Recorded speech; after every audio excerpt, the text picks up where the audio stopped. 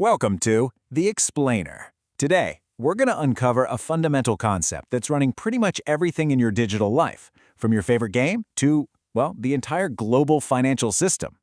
It's this secret organizer you use thousands of times a day without even knowing its name.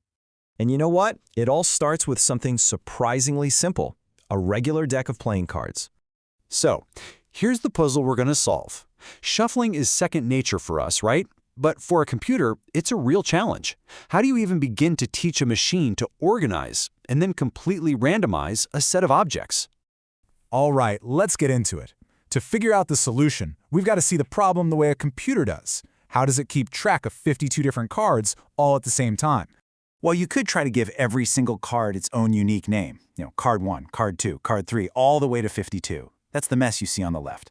It would be an absolute nightmare to manage. But what if there was a way to just group them all together into one single organized package? That's the super clean solution you're looking at on the right. And this elegant solution, it's not just a neat trick. It's one of the most important building blocks in, all of computer science. It's this simple but incredibly powerful tool that lets programmers handle just massive amounts of data. It's called an array, and this one little concept is the key to solving our shuffling problem. And, believe me, a whole lot more. So what is an array? Well, at its core, it's just a list. An organized list where every single item gets its own numbered slot. Kind of like a row of mailboxes at the post office where each box has a unique number. And this makes that mailbox idea crystal clear. We have our 52 cards, and they're neatly placed into 52 slots. But hang on, look closely at the numbering. It goes from 0 up to 51. This is a super important kind of quirky detail in programming. For a bunch of historical reasons, we pretty much always start counting from 0. Okay, so we've got our container. Now what? Let's see how we actually use it, because the rules of the game here are what make arrays so incredibly useful. So here's the magic. First, you tell the computer exactly how many slots you're going to need.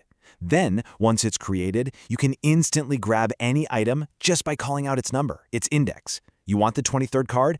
Bam, you got it. And because the computer stores all these things right next to each other in its memory, getting to any one of them is ridiculously fast. Now, here's a classic trap that gets a lot of new programmers. So let's say you have an array called A, and you make a new thing called B, and you say B equals A. You'd think you just made a copy of the array, right? Wrong. That's not what happens at all. What you've really done is just create a second name, a second label, that points to the exact same set of mailboxes. So if you use the B label to change what's in a mailbox, well, that change shows up for the A label too. To make a real, independent copy, you have to build a whole new set of mailboxes and then copy the contents over, one by one. Honestly, understanding this one thing can save you from so many headaches later on. Okay, so we finally have our tool, the array. It's time to circle back and solve our original puzzle. How does a computer actually shuffle a digital deck of cards? The method is actually so simple and elegant. You just go through the array one card at a time. For each card, you pick another random card from anywhere that you haven't touched yet. So from your current spot to the end of the deck, and you just swap them. That's it. You just do that over and over. And by doing that simple little swap just 52 times, the computer can perfectly randomize the entire deck in like a fraction of a second. It's an incredibly efficient and clever solution to a really common problem. So we've solved our card shuffling puzzle. Awesome.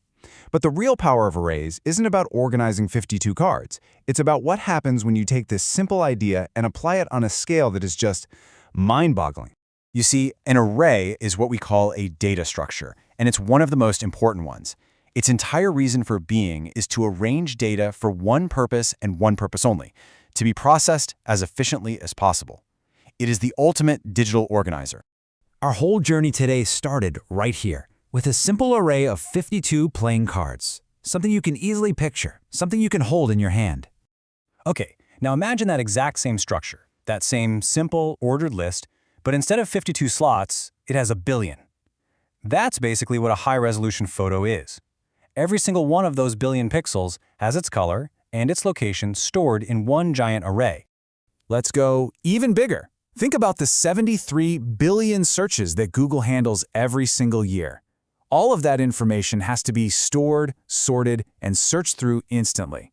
And what do you think is doing all the heavy lifting? Arrays, and other structures built on top of them, are the workhorses that make it all possible. And that's really the big takeaway here. From a simple deck of cards to the entire internet, this one idea, an ordered, indexed list, is a fundamental pillar of our digital world.